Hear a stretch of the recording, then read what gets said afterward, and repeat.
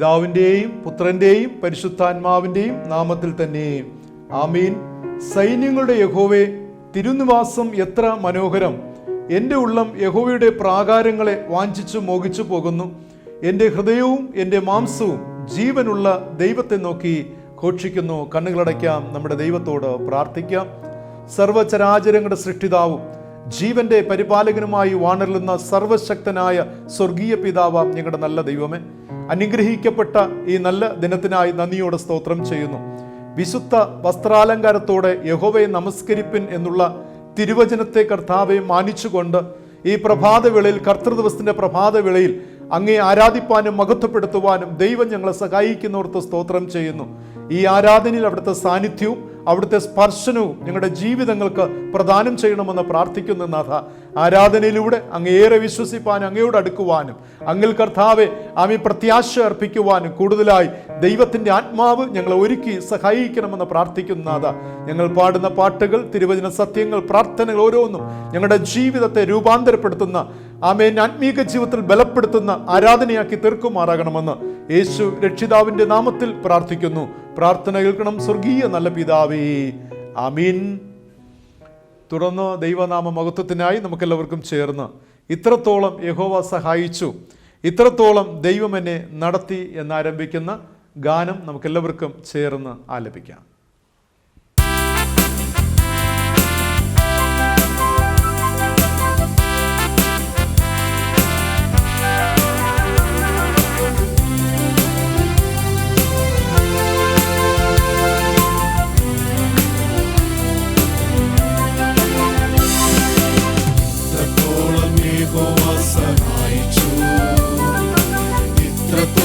ദൈവം നമ്മെ നടത്തി, ഒന്നുമില്ലായ്മയിൽ നിന്നെ ഉയർത്തി, ഇത്രത്തോളം യഹോവ സഹായിച്ചു.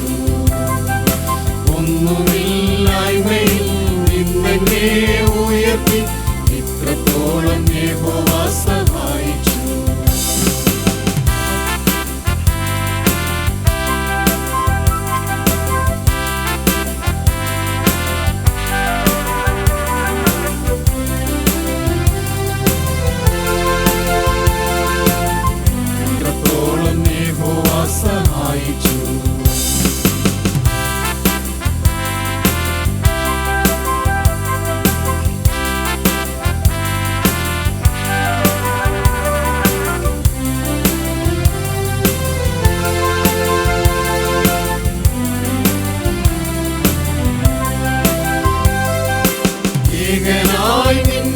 പരദേശിയാ, നാടും വീടും വിട്ടു ഞാൻ അലഞ്ഞപ്പോ, ഏകനായി നിന്നേനായി പരദേശിയാ, നാടും വീടും വിട്ടു ഞാൻ അലഞ്ഞപ്പോ, സ്വന്ത നാട്ടിൽ ചേർത്തുകൊള്ളാം എന്നുരച്ച നാഥൻ ഇത്രത്തോളം യഹോവ സഹായിച്ചു. സ്വന്ത നാട്ടിൽ ചേർത്തുകൊള്ളാം എന്നുരച്ച നാഥൻ ഇത്രത്തോളം യഹോവ സഹായിച്ചു. ഇത്രത്തോളം യഹോവ സഹായിച്ചു. ഇത്രത്തോളം ദൈവം എന്നെ നടത്തി, ഒന്നുമില്ലായ്മയിൽ നിന്നെ ഉയർത്തി, ഇത്രത്തോളം യഹോവ സഹായിച്ചു. ഒന്നുമില്ലായ്മയിൽ നിന്നെ ഉയർത്തി, ഇത്രത്തോളം യഹോവ സഹായിച്ചു.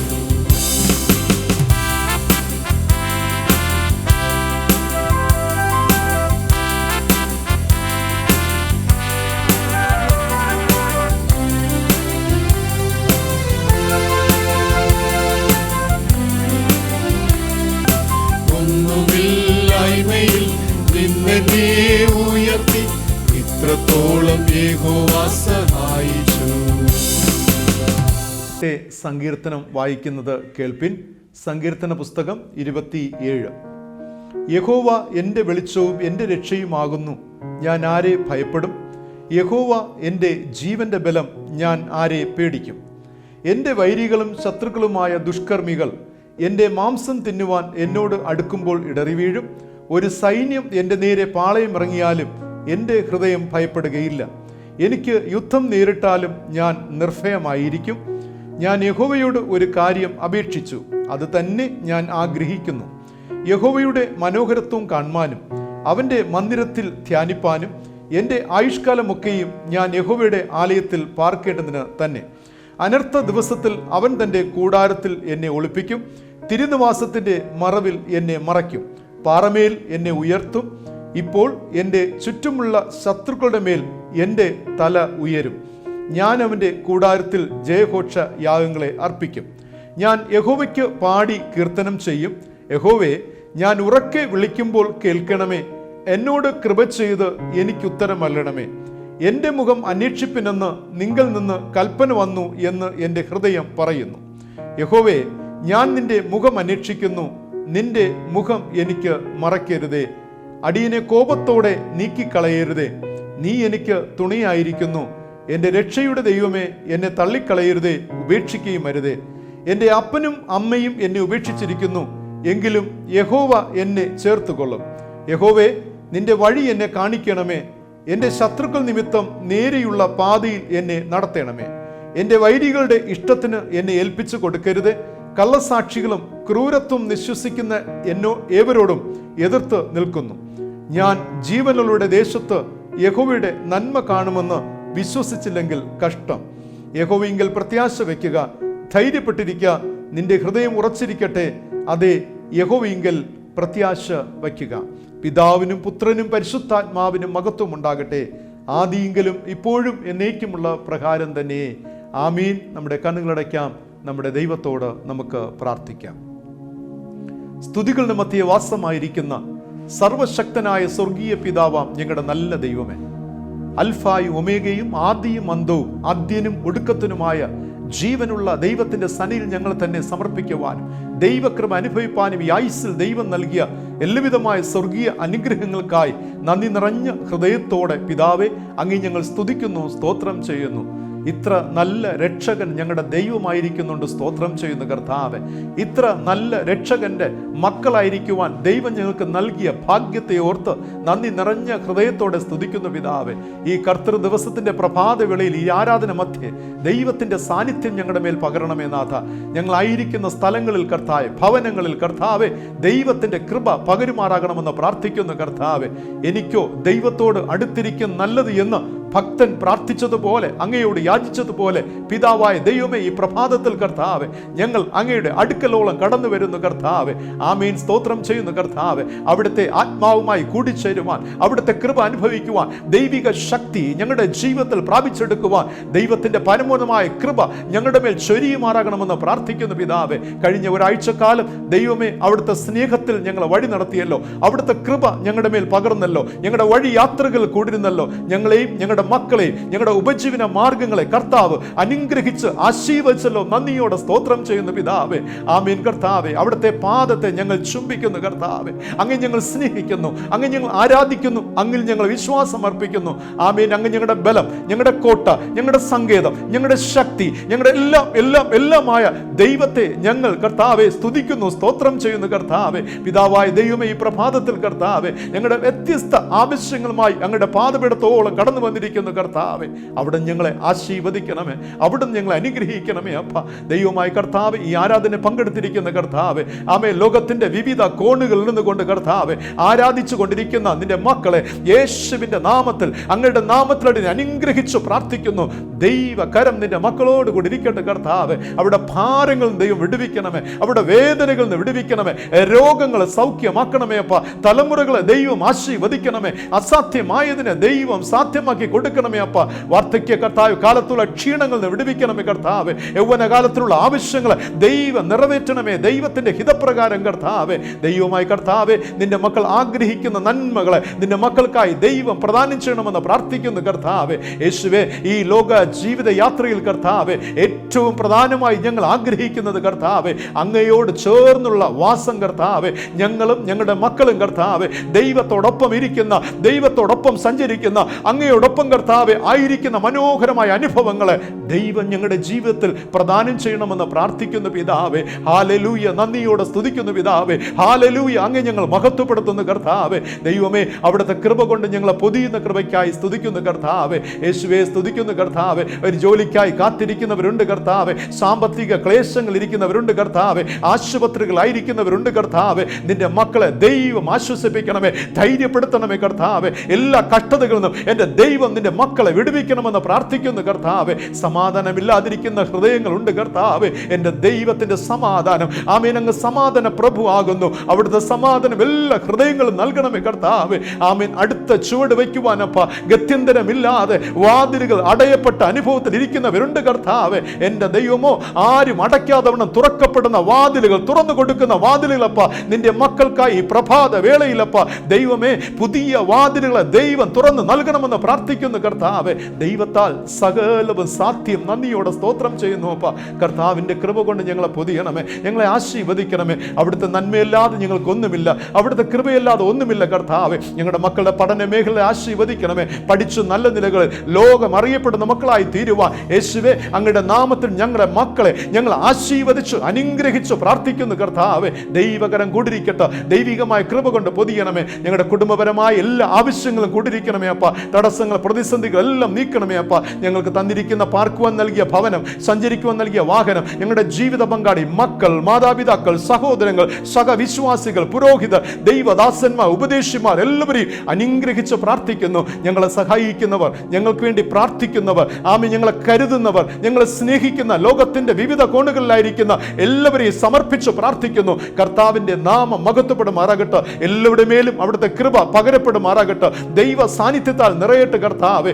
നന്ദിയോടെ നന്ദിയോടെ നന്ദിയോടെ സ്തുതിക്കുന്നു കർത്താവേ. അങ്ങല്ലാതെ ഒരു രക്ഷകൻ ഞങ്ങൾക്കില്ല കർത്താവേ. അവിടുന്ന് ഞങ്ങളെ കരം പിടിച്ച് വഴി നടത്തണമേ. ഞങ്ങളുടെ ദേശത്തെ ദൈവകരങ്ങൾ തരുന്നു കർത്താവേ. ഞങ്ങളുടെ ദേശത്തെ അനുഗ്രഹിക്കണമേ അപ്പ. വിവിധ കർത്താവ് ഭരിക്കുന്ന പാർട്ടികളെ ദൈവകരങ്ങൾ തരുന്നു കർത്താവേ. കേരള സർക്കാരിന് തരുന്നു കർത്താവേ. മുഖ്യമന്ത്രിയെ തരുന്നു കർത്താവേ. വിവിധ ഡിപ്പാർട്ട്മെന്റിൽ പ്രവർത്തിക്കുന്ന എല്ലാ ഉദ്യോഗസ്ഥരെയും ദൈവകരങ്ങൾ തരുന്നു കർത്താവേ. പ്രത്യേകിച്ചും കർത്താവേ, ഡോക്ടർമാർ, എഞ്ചിനീയർമാർ കർത്താവ്, ശാസ്ത്രജ്ഞന്മാർ, തൊഴിലാളികൾ കർത്താവേ, എല്ലാവരും ഉൾപ്പെടുന്ന മേഖലകളെ ദൈവം അനുഗ്രഹിക്കണമെന്ന് പ്രാർത്ഥിക്കുന്നു അപ്പ. പ്രത്യേകിച്ച് ഈ കോവിഡ് കർത്താവേ, ആമീൻ, കോവിഡിന്റെ കാലഘട്ടത്തിൽ കർത്താവേ, എല്ലാ പകർച്ചവ്യാധികളും ദേശത്തെ വിടുവിക്കണമേ കർത്താവേ.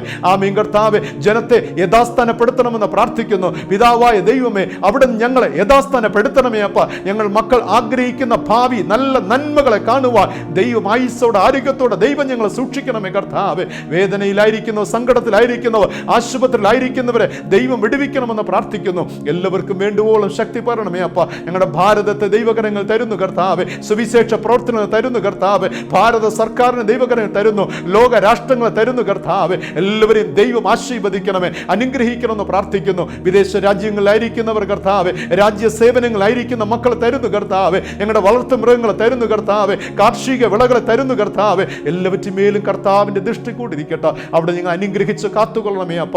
നന്ദി കർത്താവേ. മനോഹരമായ ഞായറാഴ്ച ദിനം കാണുവാൻ അവിടെ ഞങ്ങൾ സഹായിച്ചല്ലോ കർത്താവേ. ഇന്ന് കർത്താവെ, അങ്ങയോട് പ്രാർത്ഥിപ്പാനും യാചിപ്പാനും ദൈവം നൽകിയ മുഖാന്തരത്തിനായി സ്തുതിക്കുന്നു കർത്താവേ. തുറന്ന് കേൾക്കുവാൻ പോകുന്ന വചനത്തിനായി സ്തോത്രം കർത്താവേ. മായമില്ലാത്ത, മാറ്റമില്ലാത്ത ദൈവത്തിന്റെ ശക്തിയുള്ള വചനം കർത്താവേ, ഞങ്ങളുടെ ജീവിതത്തെ രൂപാന്തരപ്പെടുത്തുവാൻ, ഞങ്ങളുടെ കുടുംബങ്ങൾക്ക് മാറ്റം വരുത്തുവാൻ, ദേശത്തിന് മാറ്റം വരുത്തുവാൻ സഹായകമാക്കി തീർക്കണമെന്ന് പ്രാർത്ഥിക്കുന്നു അപ്പ. അവിടുത്തെ കൃപ ഞങ്ങൾക്ക് മതി. അവിടുത്തെ സാന്നിധ്യത്തിന്റെ മറവിൽ ഞങ്ങളെ മറച്ച് അവിടുന്ന് എല്ലാ നാളും ഞങ്ങളെ വഴി നടത്തി അനുഗ്രഹിക്കുമാറാകണമെന്ന് യേശു രക്ഷിതാവിന്റെ നാമത്തിൽ പ്രാർത്ഥിക്കുന്നു. പ്രാർത്ഥന കേൾക്കണം സ്വർഗീയ നല്ല പിതാവേ. ആമേൻ. സ്വർഗസ്ഥനായ ഞങ്ങളുടെ പിതാവേ, തിരുനാമം വിസ്തീയപ്പെടണമേ, തിരുരാജ്യം വരണമേ, തിരുവിഷ്ടം സ്വർഗത്തിലെ പോലെ ഭൂമിയിലും ആകണമേ. ഞങ്ങൾക്ക് ആവശ്യമുള്ള ആഹാരം നൽകണമേ. ഞങ്ങൾ കടക്കാരോട് ക്ഷമിച്ചിരിക്കുന്നത് പോലെ ഞങ്ങളുടെ കടങ്ങളെയും ഞങ്ങളോട് ക്ഷമിക്കണമേ. ഞങ്ങളെ പരീക്ഷയിൽ കടത്താതെ സകല ദുഷ്ടങ്ങളിൽ നിന്നും വിടുവിക്കണമേ. രാജ്യവും ശക്തിയും മഹത്വവും ഇന്നും എന്നേക്കും അങ്ങേക്കുള്ളതല്ലോ. ആമീൻ, ആമീൻ. ദൈവത്തിൻ്റെ പരിശുദ്ധ നാമം വാഴ്ത്തപ്പെടുമാറാകട്ടെ. ഏവർക്കും യേശുക്രിസ്തുവിൻ്റെ നിസ്തുല്യ നാമത്തിലുള്ള സ്നേഹവന്ദനം. വളരെ അനുഗ്രഹിക്കപ്പെട്ട ഒരു പുതിയ ഞായറാഴ്ച കൂടെ കാണുവാനും ഈ കർത്തൃദിവസത്തിൻ്റെ പ്രഭാതത്തിൽ ദൈവത്തെ ആരാധിപ്പാനും മഹത്വപ്പെടുത്തുവാനും ദൈവം നൽകിയിരിക്കുന്ന അവസരങ്ങൾക്കായി നമുക്ക് ദൈവത്തെ സ്തുതിക്കാം, സ്തോത്രം ചെയ്യാം. ഓരോ ദിവസവും നാം കേട്ടുകൊണ്ടിരിക്കുന്ന ദൈവത്തിൻ്റെ മാറ്റമില്ലാത്ത വചന സത്യങ്ങൾക്കായി ദൈവത്തെ മഹത്വപ്പെടുത്താം. ഈ വചനം കേൾക്കുന്നവർ ഭാഗ്യമുള്ളവർ, ഈ വചനം വായിക്കുന്നവർ ഭാഗ്യമുള്ളവർ, ഈ വചനം പ്രമാണിക്കുന്നവർ ഭാഗ്യമുള്ളവർ എന്ന് വെളിപ്പാട് പുസ്തകത്തിൽ രേഖപ്പെടുത്തിയിരിക്കുന്നു. അതുകൊണ്ട് തന്നെ മായമില്ലാത്ത ദൈവത്തിൻ്റെ വചനമാകുന്ന ആഹാരം അനുദിനം ഭക്ഷിപ്പാൻ ദൈവം നമ്മെ സഹായിക്കുന്ന കൃപയ്ക്കായി നന്ദി അർപ്പിച്ചുകൊണ്ട് ഇന്നത്തെ വചന ധ്യാനത്തിലേക്ക് നമുക്ക് പ്രവേശിക്കാം. ഇന്നത്തെ ധ്യാനത്തിനായി തിരഞ്ഞെടുത്തിരിക്കുന്ന ചിന്താവിഷയം people of God salt and light എന്നതാകുന്നു. ദൈവജനം ഉപ്പും പ്രകാശവും എന്ന വിഷയത്തെ ആസ്പദമാക്കിയാണ് നാം ഇന്ന് ധ്യാനിക്കുവാനായി പോകുന്നത്. ആയതിലേക്കായി തിരഞ്ഞെടുത്തിരിക്കുന്ന സുവിശേഷ വേദഭാഗം വിശുദ്ധ മത്തായി എഴുതിയ സുവിശേഷം 5-ാം അധ്യായം 13 മുതൽ 16 വരെയുള്ള തിരുവചനങ്ങൾ. നാം ധ്യാനിക്കുവാൻ പോകുന്നത് യേശുവിൻ്റെ പർവ്വത പ്രസംഗത്തിൻ്റെ ചില പ്രധാനപ്പെട്ട ഭാഗങ്ങളാണ്. പർവ്വത പ്രസംഗത്തിൻ്റെ ആമുഖത്തിൽ രേഖപ്പെടുത്തിയിരിക്കുന്നത് യേശു തിരുവായി മൊഴിഞ്ഞ് അവരോട് ഉപദേശിച്ചത് എന്തെന്നാൽ, കർത്താവായ യേശുക്രിസ്തുവിൻ്റെ ഗിരിപ്രഭാഷണം അഥവാ പർവ്വത പ്രസംഗത്തെ വിശുദ്ധ മത്തായി എഴുതിയ സുവിശേഷം 5, 6, 7 അധ്യായങ്ങൾ നമുക്ക് കാണുവാനായിട്ട് സാധിക്കും. 5, 6, 7 അധ്യായങ്ങൾ ഉൾപ്പെട്ട 113 വചനങ്ങൾ ഉൾപ്പെട്ടതാണ് യേശുവിൻ്റെ ഗിരിപ്രഭാഷണം അഥവാ പർവ്വത പ്രസംഗം. ഇതിൻ്റെ പ്രത്യേകത എന്ന് പറയുന്നത് കർത്താവായ യേശു ക്രിസ്തു നൽകപ്പെട്ട എല്ലാ ഉപദേശങ്ങൾക്കും വ്യാഖ്യാനം നൽകപ്പെട്ടിരിക്കുമ്പോൾ ഗിരിപ്രഭാഷണത്തിന് മാത്രം, പർവ്വത പ്രസംഗത്തിന് മാത്രം യേശു ആ ഉപദേശങ്ങൾക്ക് വ്യാഖ്യാനം നൽകിയിട്ടില്ല എന്നത് വേദപുസ്തകത്തിൻ്റെ ഒരു പ്രത്യേകതയാണ്. എന്തൊക്കെയായാലും ശിഷ്യന്മാരോടുള്ള യേശുവിൻ്റെ ഉപദേശം 5-ാം അധ്യായത്തിൻ്റെ 1-ാം വാക്യത്തിൽ നിന്ന് ആരംഭിച്ച് 7-ാം അധ്യായത്തിൻ്റെ 28 അവസാനിക്കുകയാണ്. ഈ ഉപദേശങ്ങൾ എല്ലാം തന്നെ യേശു തൻ്റെ ശിഷ്യന്മാരിൽ നിന്നും എന്താണ് പ്രതീക്ഷിക്കുന്നത് എന്നത് വ്യക്തമാക്കി നമുക്ക് നൽകുകയാണ്. അതുപോലെ തന്നെ ഇന്നത്തെ കാലഘട്ടത്ത് ക്രിസ്തുവിനോടൊപ്പമുള്ള നമ്മുടെ യാത്രയിൽ നാം എത്രത്തോളം ക്രിസ്തുനാഥൻ്റെ ഉപദേശങ്ങളെ നമ്മുടെ പ്രവൃത്തിയിൽ, ദൈനംദിന ജീവിത ചര്യകൾ ഉൾപ്പെടുത്തിയിരിക്കുന്നു എന്നതുകൂടെ ഉള്ള ചോദ്യമാണ്. അങ്ങനെയെങ്കിൽ യേശുവിൻ്റെ പർവ്വത പ്രസംഗ ഉപദേശത്തിൽ പ്രധാനമായും 3 കാര്യങ്ങളെ നമുക്ക് നോക്കിക്കാണുവാനായിട്ട് സാധിക്കും. ഒന്ന്, യേശുവിനെ പിൻപറ്റുന്നവരുടെ ജീവിതത്തിൽ ഉണ്ടാകേണ്ട സ്വഭാവം എന്താ? ഞാനൊരു വ്യത്യസ്ത ജീവിത സാഹചര്യത്തിൽ ജനിച്ചു വളർത്തപ്പെട്ടു, ഞാനൊരു വ്യത്യസ്ത വിശ്വാസ സമൂഹത്തിൽ ജനിച്ച് വളർത്തപ്പെട്ട വ്യക്തിയായിരിക്കാം. എന്നാൽ എന്നാണോ ഞാൻ യേശുവിനെ പിൻപറ്റുവാൻ തുടങ്ങുന്നത്, അന്നു മുതലുള്ള എൻ്റെ ജീവിതത്തിൻ്റെ സ്വഭാവം എന്താണ്? മറ്റൊരു തരത്തിൽ ചോദിച്ചാൽ, അന്നു മുതൽ എൻ്റെ ജീവിതത്തിൽ ഉണ്ടാകേണ്ടുന്ന സ്വഭാവം എന്താണ്? രണ്ടാമത്തേത്, ആ സ്വഭാവം എങ്ങനെയാണ് ഈ ലോകത്തെ സ്വാധീനിക്കുന്നത്? ഞാൻ യേശുവിനെ പിൻപറ്റുമ്പോൾ എന്നിൽ ഒരു പുതിയ സ്വഭാവം കടന്നു വരികയാണ്. ക്രിസ്തു യേശുവിലുള്ള ഭാവം. ആ യേശുവിലുള്ള ഭാവം എന്നിലേക്ക് കടന്നു വരുമ്പോൾ ആ സ്വഭാവം ഈ ലോകത്തെ എങ്ങനെ സ്വാധീനിക്കുന്നു എന്നതാണ്. മൂന്നാമത്തേത്, ലോക ജനതയുടെ ജീവിതത്തിൽ ഈ ഉപദേശങ്ങളുടെയും പ്രവൃത്തികളുടെയും ആവശ്യകത എന്താണ്? വാസ്തവത്തിൽ യേശു പറയുന്ന ഉപദേശം, യേശു നൽകുന്ന ചിന്തകൾ ഈ ലോകത്തിൻ്റെ ജനതയ്ക്ക് ആവശ്യമാണോ എന്നതുമാണ്. ഈ 3 ചോദ്യത്തിൻ്റെ ഉത്തരമാണ് ഇന്ന് പ്രഭാതത്തിൽ ദൈവജനം ഉപ്പും പ്രകാശവും എന്ന ചിന്തയെ ആസ്പദമാക്കി നാം ധ്യാനിപ്പാനായിട്ട് പോകുന്നത്. ചുരുക്കത്തിൽ പറഞ്ഞാൽ, നമ്മുടെ യേശു ആഗ്രഹിക്കുന്നത് നമ്മുടെ ഹൃദയത്തെ, ചിന്തകളെ, മനസ്സിനെ രൂപപ്പെടുത്തിയെടുത്താൽ മാത്രമേ നാം ഈ ലോകത്തിന് അനുഗ്രഹമായി തീരുവാൻ സാധിക്കുകയുള്ളൂ. അങ്ങനെയെങ്കിൽ യേശുവിൻ്റെ ഉപദേശങ്ങൾ എല്ലാം തന്നെ നമ്മുടെ ജീവിതത്തെ രൂപാന്തരപ്പെടുത്തുന്നതിന് വേണ്ടിയുള്ളതാണ്. കാരണം നമ്മുടെ ജീവിതം രൂപാന്തരപ്പെട്ടാൽ മാത്രമേ ഈ ലോകത്തിന് അനുഗ്രഹമായി തീരുവാനായി സാധിക്കുകയുള്ളൂ, ഈ ലോകത്തിനൊരു ബ്ലെസ്സിങ് ആയി തീരുവാനായി സാധിക്കുകയുള്ളൂ. പലപ്പോഴും നാം ആഗ്രഹിക്കാറുണ്ട്, ചിന്തിക്കാറുണ്ട്, എന്തുകൊണ്ട് എനിക്ക് മാത്രം, എൻ്റെ കുടുംബത്തിന് മാത്രം ഈ ലോകത്തിന് ഒരു ബ്ലെസ്സിങ് ആയി തീരുവാൻ കഴിയുന്നില്ല?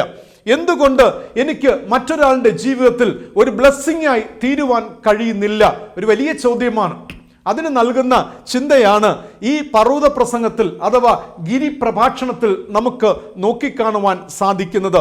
വേദപുസ്തകം പറയുന്നത് യേശുവിൻ്റെ ഉപദേശങ്ങൾ എല്ലാം തന്നെ നമ്മുടെ സ്വഭാവത്തെ രൂപപ്പെടുത്തുന്നതാണ്, നമ്മുടെ ചിന്തകൾക്ക് മാറ്റം കുറിക്കുന്നതാണ്.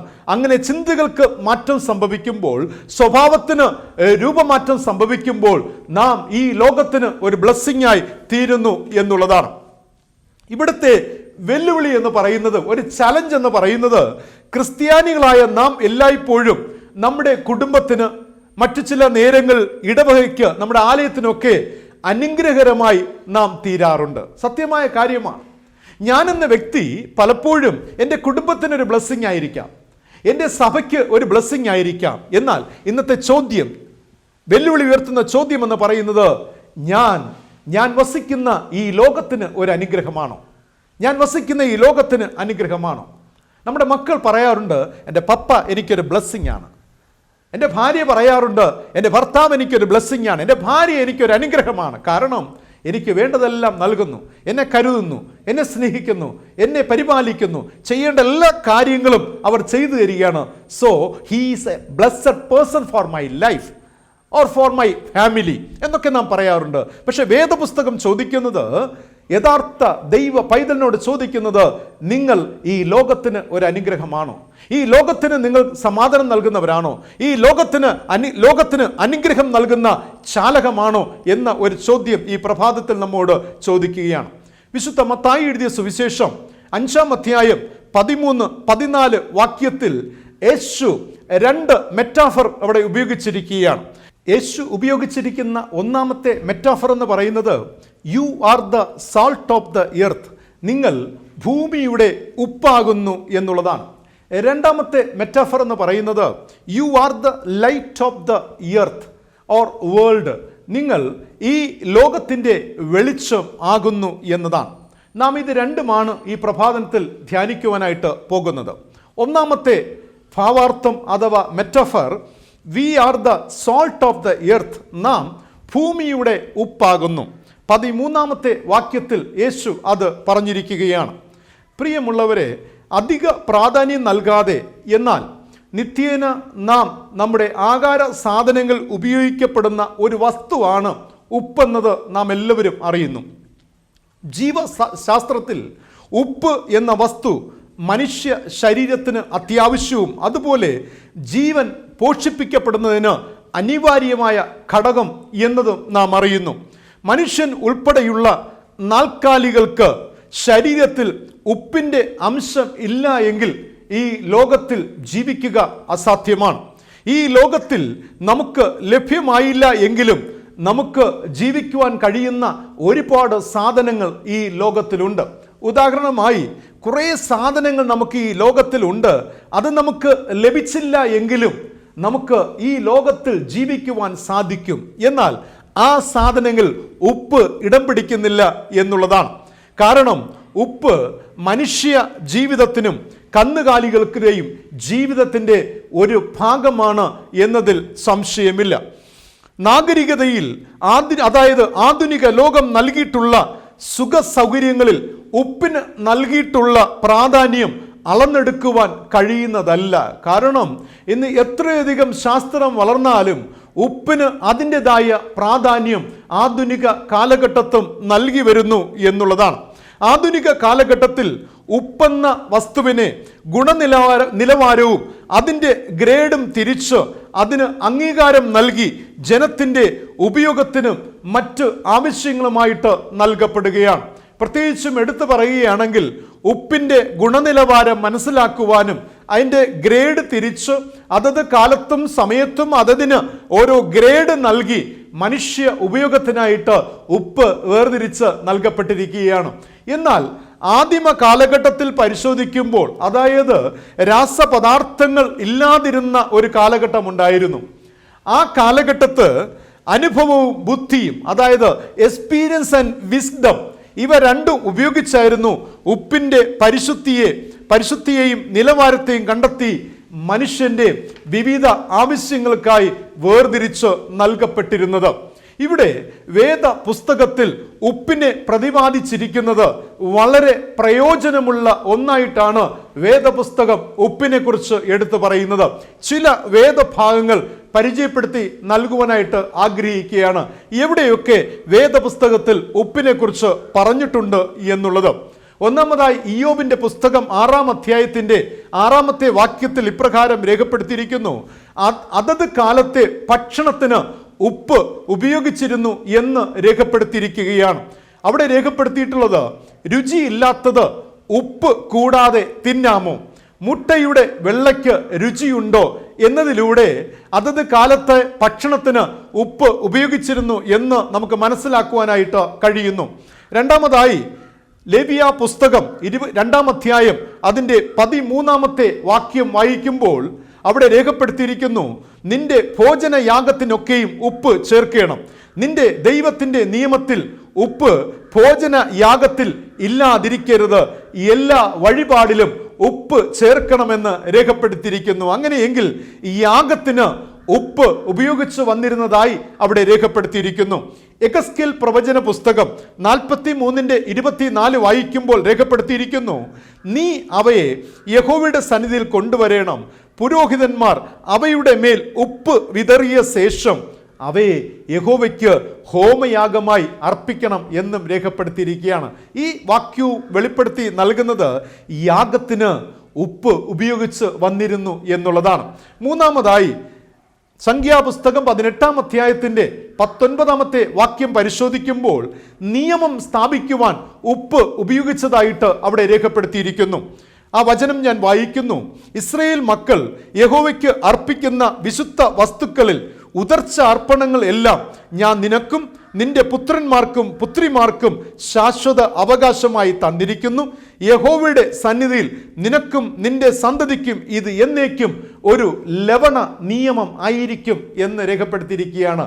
ഇത് ദ സാൾട്ട് ഓഫ് കവനന്റ്, അതായത് ലവണ നിയമം എന്നുള്ളതാണ്. നിയമം സ്ഥാപിക്കുവാൻ ഉപ്പിനെ ഉപയോഗിച്ച് വന്നിരുന്നതായിട്ട് സംഖ്യാപുസ്തകത്തിൽ രേഖപ്പെടുത്തിയിരിക്കുകയാണ്. മാത്രമല്ല, ഈ സാൾട്ട് ഓഫ് കവനന്റ് അതായത് ലവണ നിയമത്തെക്കുറിച്ച് വീണ്ടും 2 ദിനവൃത്താന്തങ്ങളുടെ പുസ്തകം 13-ാം അധ്യായം 5-ാമത്തെ വാക്യത്തിൽ നമുക്ക് കാണുവാനായി സാധിക്കും. നാലാമതായി ജനിക്കുന്ന ശിശുക്കളെ ഊർജിതപ്പെടുത്തുവാൻ ഉപ്പ് ഉപയോഗിച്ച് വന്നിരുന്നതായി എഗസ്കേൽ പ്രവചന പുസ്തകം 16-ാം അധ്യായം 4-ാമത്തെ വാക്യത്തിൽ രേഖപ്പെടുത്തിയിരിക്കുകയാണ്. ഞാൻ വായിക്കുന്നു: നിന്റെ ജനന വസ്തുതയോ ജനിച്ച നാളിൽ നിന്റെ പൊക്കിൾക്കുടി മുറിച്ചില്ല, നിന്നെ വെള്ളത്തിൽ കുളിപ്പിച്ച് വെടിപ്പാക്കിയില്ല, ഉപ്പ് തേച്ചില്ല, തുണി ചുറ്റിയതുമില്ല. അങ്ങനെയെങ്കിൽ പഴയ നിയമത്തിൽ ഇപ്രകാരം ഉപ്പ് പ്രയോജനപ്പെട്ടു എന്ന് വേദപുസ്തകം വ്യക്തമായി പറയുമ്പോൾ പുതിയ നിയമത്തിൽ യേശു പറഞ്ഞു: നാം ഭൂമിയുടെ ഉപ്പാകുന്നു. We are the salt of the world or earth എന്ന് വേദപുസ്തകം രേഖപ്പെടുത്തുകയാണ്. യേശു നമ്മോട് പറയുകയാണ്. ചോദ്യം: എന്തുകൊണ്ടാണ് യേശു അങ്ങനെ പറഞ്ഞത്? ഞാനും നിങ്ങളും ഈ ഭൂമിയിലെ ഉപ്പാകുന്നു എന്ന് യേശു പറയുവാനുള്ള കാരണം എന്താണ്? എന്നെ കേൾക്കുന്ന പ്രിയ ദൈവജനമേ, ക്രിസ്തീയ ജീവിതം എന്ന് പറയുന്നത് സഫലമായ ഒരു ജീവിതം ആകണമെന്നുള്ളതാണ്. അത് വിജയകരമായ ജീവിതം ആകണമെന്നാണ് ക്രിസ്തുനാഥൻ നമ്മെക്കുറിച്ച് ആഗ്രഹിക്കുന്നത്. എന്തിനോ വേണ്ടി ജീവിക്കുന്നതല്ല, എങ്ങനെയോ ജീവിക്കുന്നതല്ല ക്രൈസ്തവ ജീവിതം എന്ന് പറയുന്നത്. പകരം അതൊരു സക്സസ്ഫുൾ ലൈഫ് ആയി തീരണം, അതൊരു പ്രോസ്പെരിറ്റി ലൈഫ് ആകണം. ക്രിസ്തീയ ജീവിതം എന്ന് പറയുന്നത് ഒരു വിജയകരമായ ജീവിതമായി തീരണം, സഫലമായ ജീവിതം എന്നുള്ളതാണ്. അതിനായിട്ട് ഈ സഫലമായ ജീവിതത്തിൽ എത്തിച്ചേരണമെങ്കിൽ പൂർണ്ണ ഹൃദയത്തോടെ ശക്തിയായി നാം ദൈവത്തെ അന്വേഷിക്കണമെന്നുള്ളതാണ്. മാത്രമല്ല, നമുക്ക് വിശ്വാസത്തെക്കുറിച്ചുള്ള അറിവ് ധാരാളമായിട്ട് ഉണ്ടാകണം, പ്രാർത്ഥനയിൽ സ്ഥിരതയുണ്ടാകണം, മറ്റുള്ളവരോട് സുവിശേഷം പറയുവാനുള്ള കഴിവ് നമ്മിൽ ഉണ്ടാകണം. മറ്റുള്ളവരോട് സുവിശേഷം പറയണമെങ്കിൽ സുവിശേഷം നമ്മിലുണ്ടാകണം, നമ്മുടെ പ്രവൃത്തിയിലുണ്ടാകണം, നമ്മുടെ വിശ്വാസത്തിൽ ഉണ്ടാകണം. എങ്കിൽ മാത്രമേ സുവിശേഷത്തെക്കുറിച്ച് പറയുവാനായി കഴിയുള്ളൂ. സുവിശേഷത്തെക്കുറിച്ച് പറയണമെങ്കിൽ എന്നിലും നിങ്ങളിലും പ്രാർത്ഥനയിൽ സ്ഥിരത ഉണ്ടായിരിക്കണം, വിശ്വാസത്തെക്കുറിച്ചുള്ള ശക്തമായ അറിവുണ്ടായിരിക്കണം, പൂർണ്ണ ഹൃദയത്തോടെ ദൈവത്തെ അന്വേഷിക്കുന്ന മക്കളായി തീരണം. അതാണ് സഫലമായ ജീവിതം എന്നതുകൊണ്ട് അർത്ഥമാക്കുന്നത്. എന്നെ കേൾക്കുന്ന പ്രിയ ദൈവജനമേ, ക്രിസ്തുവുമായുള്ള നിങ്ങളുടെ ബന്ധം വളരെ ആഴമേറിയതും അർത്ഥവത്തായതും ആയിത്തീരണമെന്ന് നമ്മുടെ ദൈവം ആഗ്രഹിക്കുന്നു. ക്രിസ്തുവുമായുള്ള നമ്മുടെ ബന്ധം ആഴമേറിയതാകണം. അതിൻ്റെ ഡെപ്തിൽ നാം ജീവിക്കണം. മാത്രമല്ല അത് അർത്ഥമുള്ള ഒരു ജീവിതമായിരിക്കണമെന്ന് ദൈവം നമ്മിൽ നിന്നും ആഗ്രഹിക്കുകയാണ്. ക്രിസ്തുവുമായി വളരെ ആഴമില്ലാത്ത അർത്ഥമില്ലാത്ത ജീവിതം എന്നത് കാരമില്ലാത്ത ഉപ്പിന് സമമായിട്ട് വേദപുസ്തകം പറയുന്നുണ്ട്. എത്ര സത്യം പ്രിയമുള്ളവരെ! ക്രിസ്തുവുമായി എനിക്കും നിങ്ങൾക്കും ആഴമേറിയ ബന്ധമില്ല എങ്കിൽ, അർത്ഥമില്ലാത്ത ജീവിതത്തിലാണ് ജീവിക്കുന്നതെങ്കിൽ കാരമില്ലാത്ത ഉപ്പായി നാം മാറുകയാണ്. നാം നമ്മുടെ ശൈലിയിൽ പറഞ്ഞാൽ നാമധേയ ക്രിസ്ത്യാനികളായി ജീവിക്കുക എന്ന് പറയുന്നത് കാരമില്ലാത്ത രുചിയില്ലാത്ത ഉപ്പിന് സമമെന്നാണ് ക്രിസ്തുനാഥൻ ഇവിടെ അരുളി ചെയ്യുന്നത്. പ്രിയമുള്ളവരെ, രുചിയില്ലാത്ത ഉപ്പ് നാം അങ്ങനെ ആണോ എന്ന് പരിശോധിക്കേണ്ടിയിരിക്കുന്നു. യേശു പറഞ്ഞു, ഞാനും നിങ്ങളും ഭൂമിയുടെ ഉപ്പാകുന്നു. അങ്ങനെയെങ്കിൽ എന്നിലും നിങ്ങളിലും രുചിയുണ്ടോ എന്ന് പരിശോധിക്കേണ്ടത് അത്യന്താപേക്ഷിതമായ ഒരു കാര്യമാണ്. ഉപ്പിൻ്റെ ഘടന, ഉപ്പിൻ്റെ നിറം അല്ല ഉപ്പിനെ ഉപ്പാക്കുന്നത്. ഉപ്പിൻ്റെ രൂപമോ ഉപ്പിൻ്റെ ഭംഗിയോ ഉപ്പിൻ്റെ നിറമോ അല്ല ഒരിക്കലും ഉപ്പിനെ ഉപ്പാക്കുന്നത്. പകരം ഉപ്പിൻ്റെ രുചിയാണ്. രുചിയില്ല എങ്കിൽ ഉപ്പ് കൊണ്ട് യാതൊരു പ്രയോജനമില്ല എന്നുള്ളതാണ്. പ്രിയമുള്ളവരെ, നമ്മുടെ ജീവിതത്തിൽ രുചി നൽകുന്നത് ദൈവമാണ്. കാരം നൽകുന്നത് ദൈവമാണ്. നാം ഒരിക്കലും മറന്നു പോകരുത്. എന്നിലും നിങ്ങളിലും എന്തെങ്കിലും രുചിയുണ്ടെങ്കിൽ, കാരമുണ്ടെങ്കിൽ അത് നൽകിയിരിക്കുന്ന ദൈവമാണ്. ദീർഘനാളത്തെ ദൈവവുമായുള്ള ആഴമുള്ള സഫലമായ ക്രൈസ്തവ ജീവിതത്തിൻ്റെ ഫലമാണ് രുചിയുള്ള ഉപ്പിൻ്റെ അനുഭവം നമ്മുടെ ജീവിതത്തിൽ പ്രദാനം ചെയ്യുന്നത്. രുചിയില്ലാത്ത കാരമില്ലാത്ത ജീവിതത്തിന് കാരണം നമ്മുടെ പാപം തന്നെയാണ്. അതിൽ യാതൊരു സംശയമില്ല. എന്നിലും നിങ്ങൾ രുചിയില്ലാത്തത് എന്തുകൊണ്ടാണ്? കാരമില്ലാത്ത അനുഭവം എന്തുകൊണ്ടാണ്? എവിടെയൊക്കെയോ പാപം നമ്മെ ഭരിക്കുന്നുണ്ട്. പാപത്തിൻ്റെ പ്രവേശനമാണ് നമ്മിലെ രുചിയെ കെടുത്തിക്കളയുന്നത്. ഏത് പുസ്തകം പറയുന്നു, പാപം ഈ ലോകത്തിലെ സകല മനുഷ്യർക്കും മരണത്തെയും ജീർണതയും കൊണ്ടുവരുന്നു എന്നുള്ളതാണ്. മാത്രമല്ല, പാപത്താൽ നശിച്ച ഒരുപാട് ചിത്രങ്ങളെ വേദപുസ്തകം എടുത്ത് കാണിക്കുന്നുണ്ട്. രുചിയില്ലാതെ നഷ്ടപ്പെട്ടു പോയ ജീവിതങ്ങൾ. ഉൽപ്പത്തി പുസ്തകം 6-ാം അധ്യായത്തിലെ പ്രളയത്തിന് മുൻപും ഉൽപ്പത്തി പുസ്തകം 8-ാം അധ്യായത്തിന് പ്രളയത്തിന് ശേഷമുള്ള ആ ഇടയ്ക്കുള്ള കാലഘട്ടമാണ് പാപം ഇല്ലാതിരുന്ന ഒരു കാലഘട്ടം. ആമേൻ, പ്രൈസ് ഗോഡ്. വിശുദ്ധ വേദപുസ്തകം പറയുന്നത്, വേദപുസ്തക ചരിത്രത്തിൽ പാപമില്ലാതിരുന്ന ഒരേ ഒരു കാലഘട്ടം എനിക്ക് പറയുവാനായി സാധിക്കും. ഉൽപ്പത്തി പുസ്തകം 7-ാമത്തെ അധ്യായം. എന്താണ് സംഭവിച്ചത്? ജലപ്രളയത്തിന് ആ ഒരു കാലഘട്ടമാണ്. എപ്പോഴാണോ പെട്ടകത്തിൽ ദൈവം പറഞ്ഞ ആളുകളും കന്നുകാലിലും കയറി 40 രാവും പകലും വെള്ളപ്പൊക്കമുണ്ടാകുകയാണ്. ആ വെള്ളപ്പൊക്കമുണ്ടായി ഭൂമിയിലെ സകലവും നശിക്കുകയാണ്. എപ്പോഴാണോ ഈ പെട്ടകം ആകാശത്തിലുമല്ല ഭൂമിയിലുമല്ല വെള്ളത്തിൻ്റെ മുകളിൽ നിന്ന് ആ ഒരു കാലഘട്ടം, ആ ഒരു സമയം മാത്രമാണ് പാപം ഇല്ലാതിരുന്ന ഒരു കാലഘട്ടമായി നമുക്ക് നോക്കിക്കാണുവാൻ സാധിക്കുന്നത് വിശുദ്ധ വേദപുസ്തകം. അതായത് ഉൽപ്പത്തി പുസ്തകം 6-ാം അധ്യായത്തിനും 8-ാം അധ്യായത്തിനും ഇടയ്ക്കുള്ള സമയം മാത്രമാണ് വേദപുസ്തകം പറയുന്നത് ഭൂമിയിൽ പാപമില്ലാതിരുന്ന ഒരു കാലഘട്ടം എന്ന് പറയുന്നത്. അങ്ങനെയെങ്കിൽ സങ്കീർത്തനക്കാരനും പ്രവാചകന്മാരും മനുഷ്യനിൽ വീണ്ടും നഷ്ടമായിക്കൊണ്ടിരിക്കുന്ന കാരത്തിൻ്റെ നിലയെക്കുറിച്ച് വീണ്ടും പ്രഖ്യാപിക്കുകയാണ്. തുടർ നാളുകൾ പരിശോധിക്കുമ്പോൾ നോഹയുടെ കാലഘട്ടത്തെ ജലപ്രളയത്തിന് ശേഷവും സംഭവിച്ചിരിക്കുന്നത് ഇത് തന്നെയാണ്. പാപം വീണ്ടും ഭൂമിയിൽ പെരുകുകയാണ്. എപ്പോഴാണോ നോഹയുടെ പെട്ടകം ഭൂമിയിൽ ഉറച്ചത്, ആ സമയം മുതൽ വീണ്ടും പാപം തുടർന്നുകൊണ്ടേയിരിക്കുകയാണ്. പാപം വർദ്ധിച്ചുകൊണ്ടിരിക്കുകയാണ്. മനുഷ്യൻ്റെ ജീവിതത്തിൽ രുചിയില്ലാത്ത അനുഭവം, കാരമില്ലാത്ത അനുഭവത്തിലേക്ക് മാറ്റപ്പെട്ടുകൊണ്ടിരിക്കുന്ന ഒരു ചിത്രത്തെ അവിടെ നോക്കിക്കാണുവാനായി സാധിക്കും. ഒരിക്കൽ ഒരു മുസ്ലിം സൂഫി വിഭാഗത്തിലെ ഒരു സന്യാസി കുളിക്കുവാനായിട്ട് നദിയിൽ ഇറങ്ങുകയുണ്ടായി. അദ്ദേഹം നദിയിൽ കുളിച്ചുകൊണ്ടിരിക്കുമ്പോൾ പെട്ടെന്ന് അദ്ദേഹത്തിൻ്റെ കാലിൽ ഒരു മുതല കടിക്കുകയുണ്ടായി. മുതല കടിച്ചപ്പോൾ അദ്ദേഹം എന്തെന്നില്ലാത്ത വൈഷമ്യത്തോടുകൂടെ അദ്ദേഹം ആ മുതലയെ തൻ്റെ കാലിൽ നിന്ന് വിടുവിച്ചുകൊണ്ട് അദ്ദേഹം വളരെ പെട്ടെന്ന് നദിയുടെ കരയിൽ കയറുവാനിടയായി. കയറിയ ശേഷം നോക്കിയപ്പോൾ ധാരാളം ബ്ലഡ് വരുന്നുണ്ട്. മുതല നല്ല രീതിയിൽ കടിച്ചിട്ടുണ്ട്. ഇദ്ദേഹം ഉടനെ ഈ വേദന മധ്യയിൽ അദ്ദേഹം പറയുകയാണ്, ദൈവമേ അങ്ങേക്ക് സ്തോത്രം, ദൈവമേ അങ്ങേക്ക് സ്തുതി, ദൈവമേ അങ്ങേക്ക് സ്തുതി ഉറക്കെ അദ്ദേഹം പറഞ്ഞുവാൻ തുടങ്ങി. ഇത് കണ്ടുകൊണ്ടിരുന്ന ഒരു മനുഷ്യൻ ഈ സന്യാസിയോട് ചോദിച്ചു, അല്ലയോ സന്യാസി, വേദന കൊണ്ട് പുളയുകയാണ്, ഇത്രയധികം വേദന, രക്തം തങ്ങളുടെ കാലിൽ നിന്ന് ഇങ്ങനെ ഇറ്റിറ്റ് വീണുകൊണ്ടിരിക്കുകയാണ്, ഈ സമയത്തും നിങ്ങൾക്ക് എങ്ങനെ ദൈവത്തിന് സ്തുതി പറയുവാൻ കഴിയുന്നു? ഈ സൂഫി സന്യാസി ഇപ്രകാരം പറഞ്ഞു, ഞാൻ ദൈവത്തിന് നന്ദി അർപ്പിക്കുന്നു, കാരണം ഞാൻ ഒരു മുതലയുടെ വായിലാണ് വീണത്, ഞാൻ പാപത്തിലേക്ക് ഞാൻ വീണിട്ടില്ല. ആമേൻ. ഞാൻ പാപത്തിൽ വീണതല്ല, ഞാനൊരു മുതലയുടെ വായിൽ വീണതുകൊണ്ട് ഞാൻ ദൈവത്തെ സ്തുതിക്കുന്നു എന്നതാണ്. ഇതിനർത്ഥം നമുക്ക് മനസ്സിലാക്കുവാനായി സാധിക്കുന്നത്, ഈ സൂഫി സന്യാസിയിൽ നിന്ന് മനസ്സിലാക്കുവാൻ എനിക്ക് സാധിച്ചത് പ്രിയമുള്ളവരെ, ആ മനുഷ്യൻ പറയുന്ന ഒരു ചിന്ത എന്ന് പറയുന്നത്, ഈ ലോകത്തിൽ നമ്മുടെ ശരീരത്തിൻ്റെ ഒരു അവയവം നഷ്ടപ്പെട്ടു പോയാലും സാരമില്ല, പക്ഷേ ഒരിക്കലും ജീവിതത്തിൽ പാപത്തിൽ വീഴരുതേ എന്നാണ് അദ്ദേഹം അതിലൂടെ അർത്ഥമാക്കി നൽകുന്നത്. എന്നെ കേൾക്കുന്ന പ്രിയമുള്ളവരെ, പാപം ഈ ലോകത്തിൽ നാശവും അഴിമതികളും കൊണ്ടുവരുമ്പോൾ അനുഗ്രഹവാനായ ദൈവത്തിൻ്റെ സാന്നിധ്യം ഈ ലോകത്തിന് ഒരു പുതിയ ഉന്മേഷം നൽകുകയാണ് ചെയ്യുന്നത്. അതായത് പാപം നിറഞ്ഞ ലോകത്തിൽ ദൈവത്തിൻ്റെ സാന്നിധ്യം പകരപ്പെടുമ്പോൾ ആ ദൈവത്തിൻ്റെ സാന്നിധ്യം ഉള്ള സ്ഥലത്ത് മനുഷ്യന് രുചിയുടെ അനുഭവമായി മാറുവാനായി സാധിക്കും. മനുഷ്യൻ അവിടെ രൂപാന്തരം സംഭവിക്കുകയാണ്. ഭക്ഷണത്തിലെ ഉപ്പിൻ്റെ സാന്നിധ്യം ഭക്ഷണത്തിന് ഗുണവും സ്വാദും വാസനയും നൽകുന്നത് പോലെ ഓരോ വിശ്വാസികളും ലോകത്തിലെ മറ്റു മനുഷ്യരെ പോലെ ഒരു പുതിയ അനുഭവത്തിലേക്ക് കൊണ്ടുവരണമെന്നതാണ് വേദപുസ്തകം ആഗ്രഹിക്കുന്നത്. ഇവിടെ യേശു വ്യക്തമായി തൻ്റെ ശിഷ്യഗണത്തോട് പറയുകയാണ്, നിങ്ങൾ ഭൂമിയുടെ ഉപ്പാകുന്നു.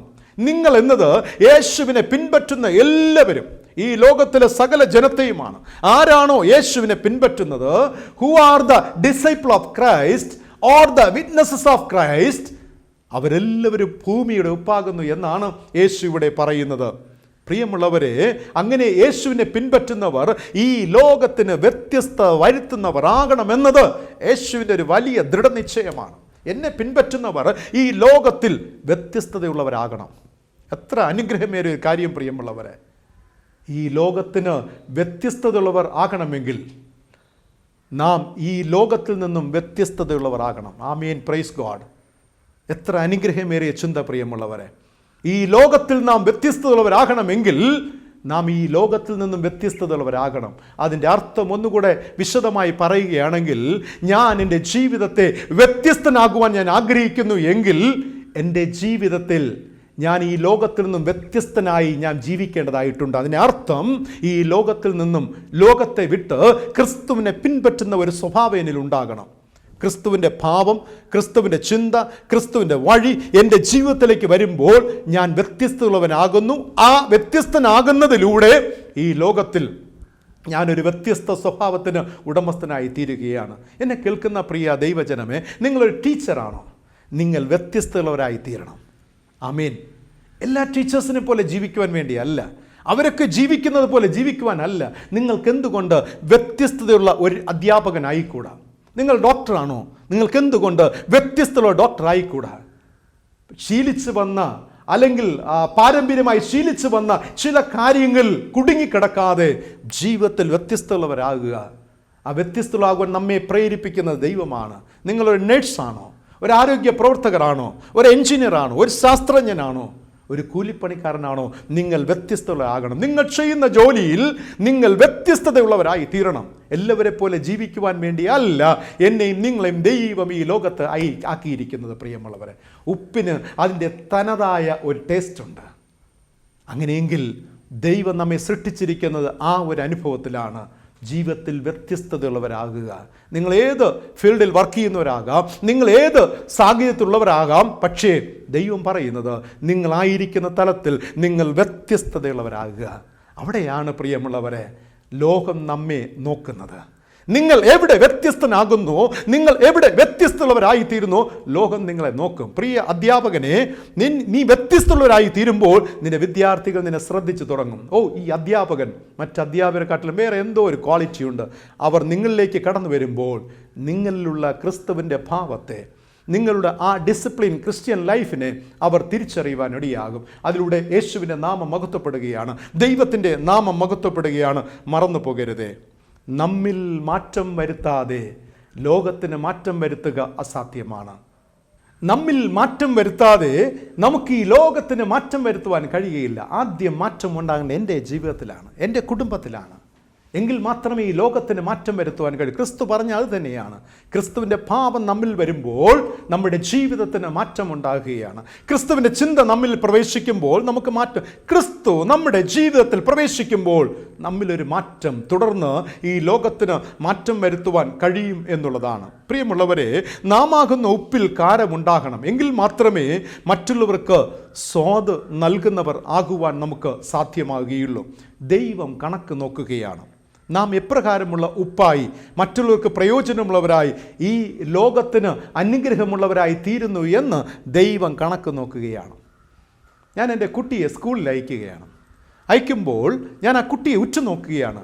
എൻ്റെ മകൻ എത്രത്തോളം അവന് പഠിക്കുവാൻ സാധിക്കുന്നു, എത്രത്തോളം മാർക്ക് നേടുവാൻ സാധിക്കുന്നു. നാം പലപ്പോഴും കാൽക്കുലേറ്റ് ചെയ്യാറുണ്ട്. ഇത് തന്നെയാണ് എന്നെയും നിങ്ങളെയും വെറുതെ ഇരിക്കുവാൻ വേണ്ടിയല്ല ഈ ലോകത്ത് ആക്കിയിരിക്കുന്നത്. എത്രത്തോളം നാം ദൈവത്തിന് പ്രയോജനമുള്ളവരായി തീരുന്നു, എത്രത്തോളം ഈ ലോകത്തിന് പ്രയോജനമുള്ളവരായി തീരുന്നു, ദൈവം എല്ലായ്പ്പോഴും കണക്ക് നോക്കുകയാണ്. മറന്നു പോകരുതേ, നാം ഈ ലോകത്തിലുള്ളവരെ പോലെ ആണ് എങ്കിൽ നമുക്കൊരു മൂല്യവും വിലയും ഇല്ല എന്ന് മനസ്സിലാക്കുക.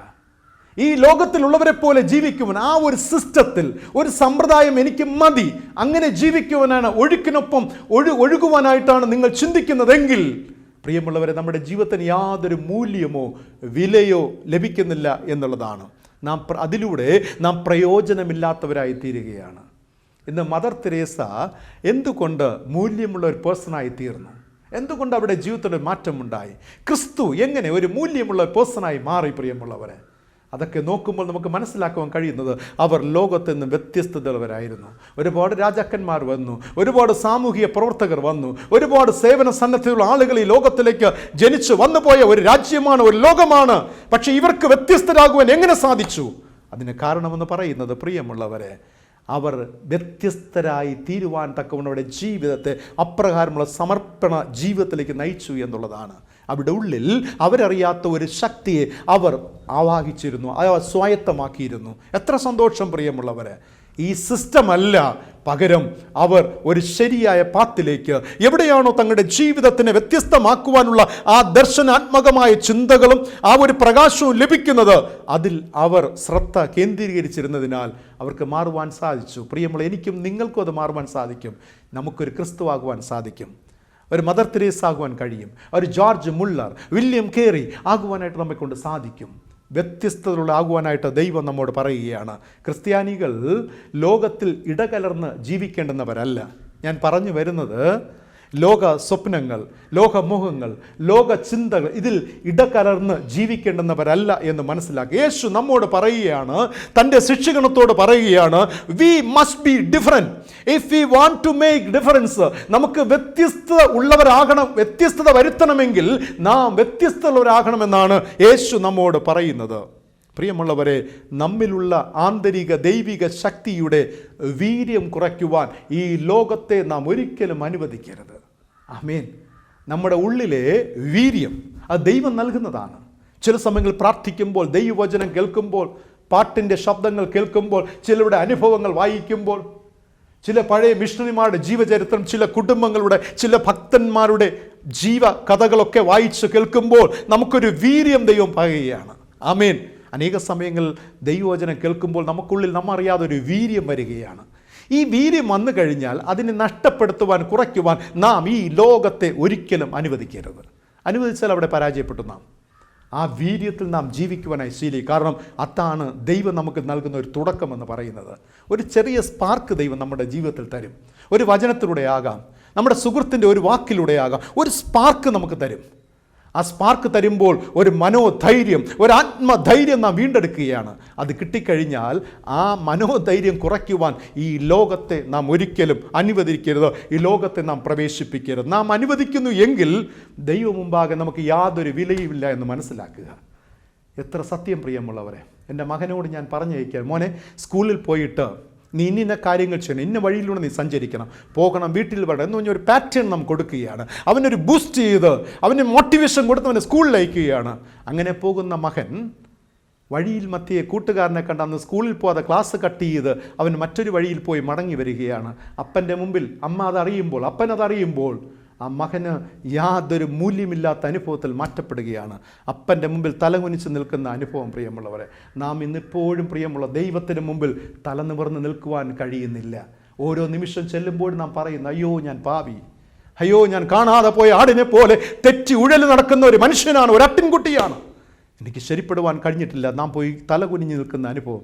എന്നാണ് ദൈവസന്നിധിയിൽ നമുക്ക് നിവർന്നു നിൽക്കുവാൻ കഴിയുന്നത്? പ്രിയമുള്ളവരെ, ദൈവം ആഗ്രഹിക്കുന്ന തരത്തിൽ നാം വ്യത്യസ്തതയുള്ളവരായി തീരുമ്പോൾ, ജീവിതത്തിലെ മനോധൈര്യം കൈവിടാതെ നാം ജീവിതത്തിൽ മുന്നേറുമ്പോൾ ദൈവത്തിൻ്റെ മുൻപിൽ നാം വിലയുള്ളതായി തീരുന്നു എന്നുള്ളത് തന്നെയാണ്. അതുകൊണ്ട് നാം ചെയ്യേണ്ടത് പ്രിയമുള്ളവരെ, ഉപ്പിനെ പോലെ രുചിയുള്ള അനുഭവത്തിലായിത്തീരണം, ഉപ്പിനെ പോലെ കാരമുള്ളതായി തീരണം. ഒരു ഗ്ലാസ് പാനീയത്തിൽ ഉപ്പിടുമ്പോൾ അത് ആ വെള്ളത്തിൽ പാനീയത്തിൽ ലയിച്ചു ചേർന്ന് രുചിയുള്ളതായി തീരുകയാണ്. കുടിക്കുന്നവർക്ക് അത് സ്വാദ് നൽകും. അതുപോലെ നാം ദൈവത്തിൽ ലയിച്ചു ചേരുമ്പോൾ നമ്മുടെ അടുക്കൽ വരുന്നവർക്ക് നാം ഒരു സ്വാദായി മാറുകയാണ്. ആമേൻ. നാം ദൈവത്തിൽ ലയിച്ചു ചേരുമ്പോൾ നാം മറ്റുള്ളവരുടെ ജീവിതത്തിൽ ഒരു സ്വാദായി മാറുകയാണ്. അവർ കടന്നു വരുമ്പോൾ എന്തെന്നില്ലാത്ത ഒരു ആനന്ദം, സന്തോഷം, സമാധാനം, ദൈവകൃപ നമ്മിൽ നിന്നും അവർ അനുഭവിക്കുകയാണ്. അങ്ങനെ നാം അവർക്ക് ബ്ലെസ്സിങ് ആയി മാറുകയാണ്. അതുകൊണ്ടാണ് പാട്ടുകാരൻ ഇപ്രകാരം പാടുന്നത്, നിന്നോടൻ ദൈവമേ ഞാൻ ചേരട്ടെ, നിൻ ക്രൂശു ഞാൻ വഹിക്കേന്നാലുമേ,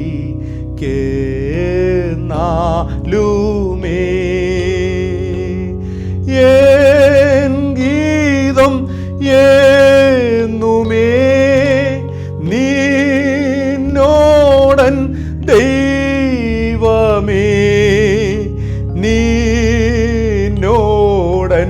ദൈവമേ ഞാൻ ചേരട്ടെ. ഓ നിന്നോടൻ ദൈവമേ, nearer to my God, ദൈവമേ അങ്ങിൽ ഞാൻ ചേരട്ടെ. എത്ര മനോഹരമായ ഗാനം പ്രിയമുള്ളവരെ. ദൈവത്തിനോട് നാം ചേരുമ്പോൾ, ദൈവവും നാം ഒന്നായിത്തീരുമ്പോൾ ആ ദൈവികമായ സ്വാദ് നമ്മൾ പ്രവേശിക്കുകയാണ്. എപ്പോഴാണോ ദൈവികമായ സ്വാദ് നാം പ്രാപിച്ചെടുത്ത് നാം കാരമുള്ള രുചിയുള്ള ഉപ്പായി തീരുന്നത്, മറ്റുള്ളവർക്ക് നാം ഒരു ബ്ലെസ്സിങ് ആയി തീരുകയാണ്. ഒരിക്കലും മറന്നുപോയത്. ജീസസ് സെഡ്, യേശു ആദ്യത്തെ മെറ്റഫർ നമ്മോട് പറഞ്ഞു, you are the salt of the world, നിങ്ങൾ ലോകത്തിൻ്റെ ഉപ്പാകുന്നു. ആമീൻ. രണ്ടാമത്തെ മെറ്റഫർ 14 വാക്യം വായിക്കുമ്പോൾ, we are the light of the earth. Yesu പറഞ്ഞു, നാം ലോകത്തിൻ്റെ വെളിച്ചമാകുന്നു. You are the light of the world, നിങ്ങൾ ലോകത്തിൻ്റെ വെളിച്ചമാകുന്നു. ഇവിടെ യേശു നമ്മോട് വെളിച്ചമായിരിക്കുവാൻ ആവശ്യപ്പെടുകയാണ്. അങ്ങനെയെങ്കിൽ ഉപ്പിനെ പോലെ വെളിച്ചത്തിന് ചില പ്രത്യേകതകളുണ്ട്. ഒന്നാമത്തെ പ്രത്യേകത എന്ന് പറയുന്നത് ലൈറ്റ് ഡിസ്പെൽസ് ഡാർക്ക്നെസ്, അതായത് വെളിച്ചം ഇരുട്ടിനെ അകറ്റുന്നു എന്നുള്ളതാണ്. ഇരുട്ടിനെ പോലെ മറ്റൊന്ന് ഈ ലോകത്തിലില്ല. വെളിച്ചത്തിൻ്റെ അസാന്നിധ്യമാണ് ഇരുട്ടിനെ പ്രദാനം ചെയ്യുന്നത്. എത്ര സത്യം പ്രിയമുള്ളവരെ. എവിടെയാണോ പ്രകാശമില്ല അവിടെ ഇരുട്ടാണ്. യോഹന്നാൻ എഴുതിയ സുവിശേഷം 3-ാം അധ്യായത്തിൻ്റെ 19-20 വാക്യം വായിക്കുമ്പോൾ, ന്യായവിധി എന്നതോ വെളിച്ചം ലോകത്തിൽ വന്നിട്ടും മനുഷ്യരുടെ പ്രവൃത്തി ദോഷമുള്ളതാകിയാൽ അവർ വെളിച്ചത്തെക്കാൾ ഇരുളിനെ സ്നേഹിച്ചത് തന്നെ. തിന്മ പ്രവർത്തിക്കുന്നവരെല്ലാം വെളിച്ചത്തെ പകയ്ക്കുന്നു, തൻ്റെ പ്രവൃത്തിക്ക് ആക്ഷേപം വരാതിരിപ്പാൻ വെളിച്ചത്തിലേക്ക് കടന്നു വരുന്നതുമില്ല. അങ്ങനെയെങ്കിൽ നാം വെളിച്ചമെങ്കിൽ, നാം വെളിച്ചത്തിൽ ഇരിക്കുന്നുവെങ്കിൽ, നാം വെളിച്ചത്തിൽ നടക്കുന്നുവെങ്കിൽ ഇരുട്ട് ഉണ്ടാകുന്നില്ല എന്നുള്ളതാണ്. ഒന്നുകൂടെ ഞാൻ വിശദമാക്കി പറയാം.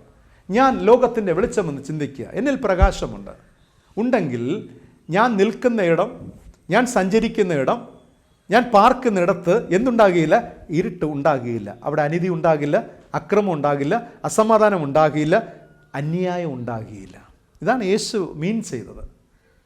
നമ്മളെയൊക്കെ ചില പൊസിഷനിലാക്കിയിട്ടുണ്ട്. ഒരു അധ്യാപകനാകാം, സർക്കാർ ഉദ്യോഗസ്ഥനാകാം, ഒരു പുരോഹിതനാകാം, ഒരു ഉപദേശിയാകാം, അല്ലെങ്കിൽ വിവിധ ഓർഗനൈസേഷനിലൊക്കെ ഹെഡായിട്ടൊക്കെ നമ്മെ നിയോഗിച്ചിരിക്കാം. എന്തിനേറെ കൂലിപ്പണിയിൽ ഒരു ഹെഡായിട്ട് വരെ നമ്മെ നിർത്തിയിരിക്കാം. നിങ്ങൾ പ്രകാശമാണെങ്കിൽ നിങ്ങൾ ഇരിക്കുന്ന സ്ഥലത്ത് അനീതി നടക്കുകയില്ല. ആമേൻ. അന്യായം നടക്കുകയില്ല. സത്യമല്ലേ പ്രിയം? യേശു പറഞ്ഞ അതാണ്. കാരണം വെളിച്ചം ഇരുട്ടിനെ അകറ്റുന്നു. നിങ്ങളാകുന്ന വെളിച്ചം എവിടെയുണ്ടോ ആ സറൗണ്ടിങ്ങിലെ ഇരുട്ടെല്ലാം മാറുകയാണ്. നാം ഒരു മെഴുകുതിരി കത്തിച്ചുകൊണ്ട് ഇരുട്ടറിഞ്ഞ മുറിയിലേക്ക് പ്രവേശിക്കുമ്പോൾ കത്തിച്ച മെഴുകുതിരി എവിടെ പ്രവേശിക്കുന്നു അവിടെ ഇരുട്ട് മാറ്റപ്പെടുകയാണ്.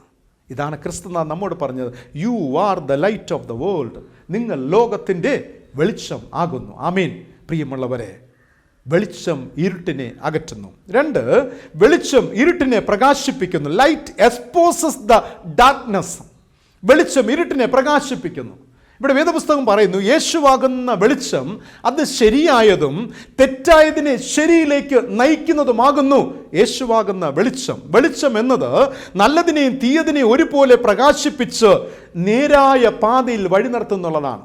അപ്പോൾ എൻ്റെ മുന്നിൽ 2 കാര്യങ്ങളുണ്ട്. ഒന്ന് negative and positive, what it may be, justice and injustice. അപ്പോൾ ഈ 2 കാര്യങ്ങളെയും ഒരുമിച്ച് കൊണ്ടുവന്ന് ശരിയായ ദിശയിൽ നടത്തുന്നതായിരിക്കും വെളിച്ചം എന്നുള്ളതാണ്. ചുരുക്കത്തിൽ പറഞ്ഞാൽ നമുക്ക് ചുറ്റുമുള്ള ഇരുട്ടിനെ പ്രകാശിപ്പിക്കുവാൻ നമ്മെക്കൊണ്ട് കഴിയണമെന്നുള്ളതാണ്. ആമേൻ. പലപ്പോഴും നമുക്ക് ചുറ്റുമുള്ള ജീവിതങ്ങളെ പ്രകാശിപ്പിക്കുവാൻ നമുക്ക് കഴിയുന്നില്ല. നാം നമ്മിൽ തന്നെ പ്രകാശിച്ചുകൊണ്ടിരിക്കുന്നുവോ എന്ന് നാം ചോദിക്കേണ്ടിയിരിക്കുന്നു. ഞാൻ പറയട്ടെ, അടച്ചിട്ട ഒരു മുറിയിൽ കത്തിച്ചു വച്ചിരിക്കുന്ന മെഴുകുതിരിക്ക് ഒരിക്കലും അടുത്ത മുറിയിൽ പ്രകാശം പകരുവാൻ സാധിക്കുന്നതല്ല. എപ്പോഴാണോ മുറി തുറന്നിടുന്നത്, വാതിൽ തുറക്കുന്നത്, ആ മുറിയിലെ പ്രകാശം അടുത്ത ഇരുട്ടുള്ള മുറിയിലേക്ക് ആ പ്രകാശം പരത്തുകയാണ്. ഇത് തന്നെയാണ് മനുഷ്യ ജീവിതത്തിലും യേശു ആഗ്രഹിക്കുന്നത്, നമ്മുടെ ദൈവം ആഗ്രഹിക്കുന്നത്. നാം ആകുന്ന പ്രകാശം മറ്റുള്ളവരിലേക്ക് പകരപ്പെടണം എന്നുള്ളതാണ്.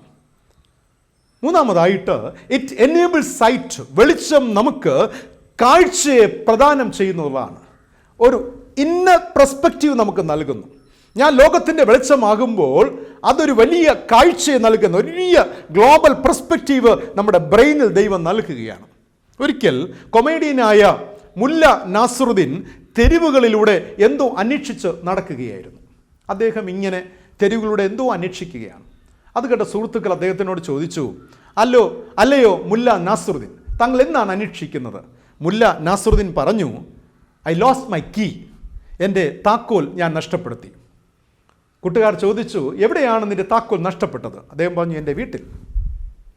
അപ്പോൾ വീട്ടിൽ നഷ്ടപ്പെട്ട താക്കോൽ എന്തിനാണ് സ്ട്രീറ്റിൽ തിരയുന്നത്?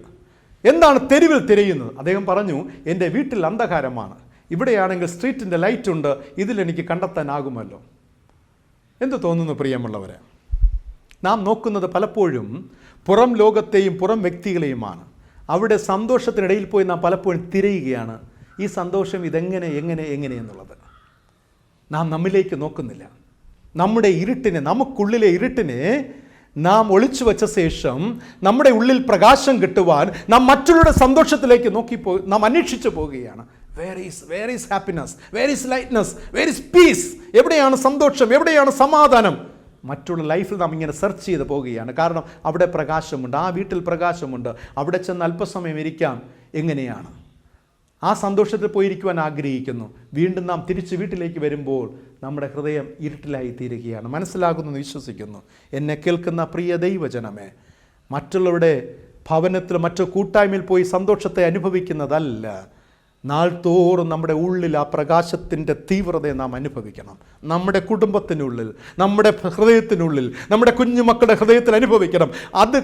അത് അനുഭവിക്കണമെങ്കിൽ നമുക്കുള്ളിലെ ഇരുട്ടിനെ നാം ആദ്യം കണ്ടുപിടിക്കണം.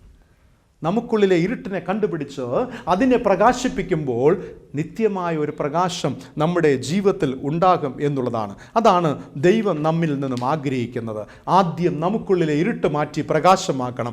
ശേഷം നമ്മിലെ പ്രകാശത്തെ ഈ ലോകത്തെ പ്രകാശിപ്പിക്കണം. നമ്മിലെ പ്രകാശം കൊണ്ട് ഈ ലോകം പ്രകാശിക്കണം. ഇതാണ് ക്രിസ്തു പറഞ്ഞ തിയറി എന്ന് പറയുന്നത്. ആദ്യം നമ്മിലെ ഇരുട്ടിനെ മാറ്റി നമുക്കുള്ളിൽ പ്രകാശം കൊണ്ടുവരണം.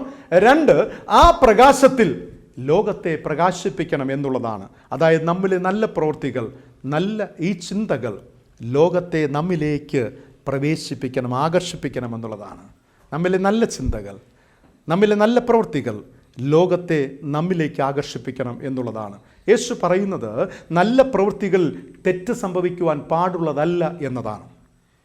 അതിൻ്റെ അർത്ഥം പ്രകാശത്തിൽ ഇരുട്ട് വേണ്ട. ആമേൻ. പ്രകാശത്തിൽ ഇരുട്ട് വേണ്ട എന്ന് പറയുകയാണ്. Are you A light of God? നിങ്ങൾ ദൈവത്തിൻ്റെ പ്രകാശമാണോ? എങ്കിൽ നിങ്ങളിൽ ഇരുട്ട് വേണ്ട. നിങ്ങൾ എന്തിനാണ് അന്ധകാരം? എന്താണ് അതിൻ്റെ ഒരു സ്പോട്ട്? ഒരു വെള്ള ഷർട്ടാണ് നമ്മൾ ധരിച്ചിരിക്കുന്ന, ഒരു പ്യുവർ വൈറ്റാണ്. അതിലെന്തിനാണ് ഒരു കറുത്ത സ്പോട്ട്? വേണ്ട എന്ന് പറയുകയാണ്. വെളിച്ചത്തിൽ നടക്കുന്നു എന്ന് പറയുകയും ഇരുട്ടിൻ്റെ പ്രവൃത്തികൾ നിന്നിലുണ്ട് എങ്കിൽ അത് വേണ്ട എന്ന് കർത്താവ് പറയുകയാണ്. കാരണം നമ്മുടെ നല്ല പ്രവൃത്തികളെ കണ്ട് മറ്റുള്ളവർ ദൈവത്തെ സ്തുതിക്കണമെന്നാണ് വിശുദ്ധ വേദപുസ്തകം പറയുന്നത്.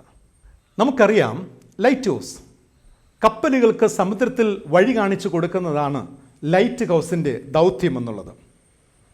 ഇതുപോലെ നാം ആകുന്ന നമ്മെ ഓരോരുത്തരും ദൈവം ഈ പ്രപഞ്ചത്തിൽ നിർത്തിയിരിക്കുന്നത് ഒരു ലൈറ്റ് ഹൗസ് ആയിട്ടാണ്. എന്നെ, എൻ്റെ കുടുംബത്തെ, സഭയെ, ഒരു ദൈവ പൈതലിനെ ഈ ലോകത്ത് ദൈവം നിർത്തിയിരിക്കുന്നത് ഒരു ലൈറ്റ് ഹൗസ് ആയിട്ടാണ്.